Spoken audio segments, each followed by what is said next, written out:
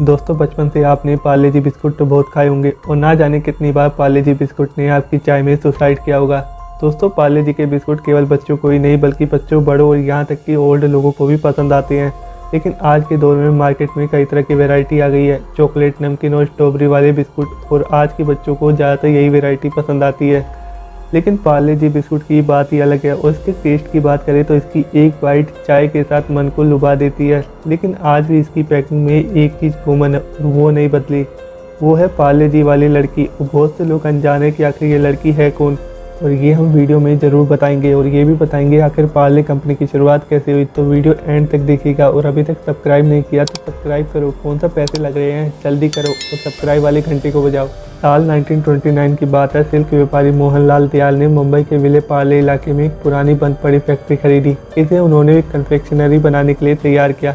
दरअसल मोहनलाल स्वदेशी आंदोलन से प्रभावित थे। कुछ साल पहले वो जर्मनी गए और कन्फेक्शनरी बनाने की कला सीखी। 1929 में ही वो कन्फेक्शनरी मेकिंग मशीन लेकर भारत वापस लौटे, जिसे उन्होंने जर्मनी में 60,000 रुपये में खरीदा था। फैक्ट्री में 12 लोगों के साथ काम की शुरुआत हुई। ये सभी मोहनलाल के ही परिवार के सदस्य थे, जो इंजीनियर, मैनेजर और कन्फेक्शनरी मेकर बन गए। कहते हैं कंपनी के मालिक अपने काम में इतना खो गए थे कि कंपनी का नाम तक नहीं रखा। समय के साथ भारत के पहले कन्फेक्शनरी ब्रांड का नाम उसी जगह के नाम पर पड़ा, पार्ले। पार्ले ने शुरुआती दौर में ऑरेंज कैंडी, मिंट्स और अन्य खाद्य पदार्थ बनाना शुरू किया। इस फैक्ट्री के शुरू होने के 10 साल बाद 1939 में यहाँ बिस्किट बनाने का काम शुरू किया। उस वक्त तक भारत में मिलने वाला बिस्कुट बाहर से आयात किया जाता था, इसलिए महंगा होता था। इसे सिर्फ अमीर लोग ही खाते थे।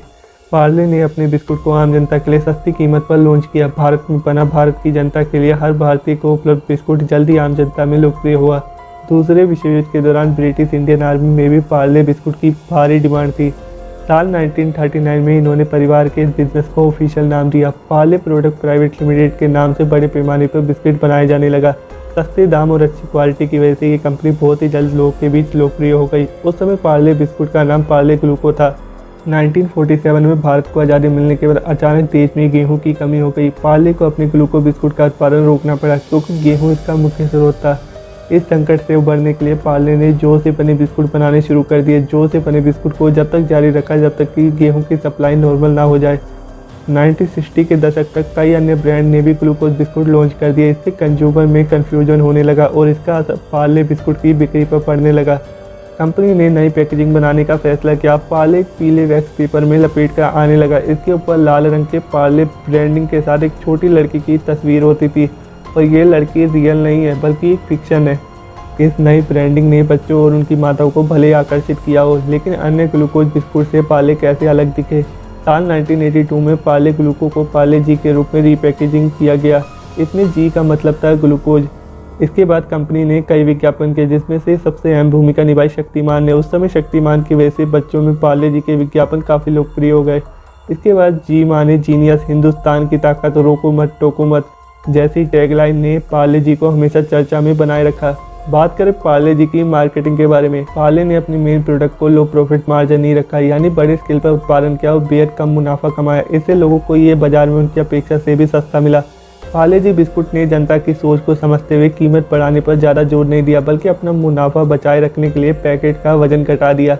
बाजार से मुकाबला करने के लिए पार्ले ने अपने मेन प्रोडक्ट के अलावा क्रैक जैक 2020 जैसे अन्य बिस्कुट भी बनाए।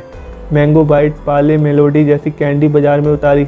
आज पार्ले जी के पास देश भर में 130 से ज़्यादा फैक्ट्रियाँ और लगभग 50 लाख रिटेल स्टोर्स है। हर महीने पार्ले जी 100 करोड़ से ज़्यादा बिस्किट के पैकेट का उत्पादन करता है। 21 से ज़्यादा देशों में पार्ले प्रोडक्ट एक्सपोर्ट किए जाते हैं।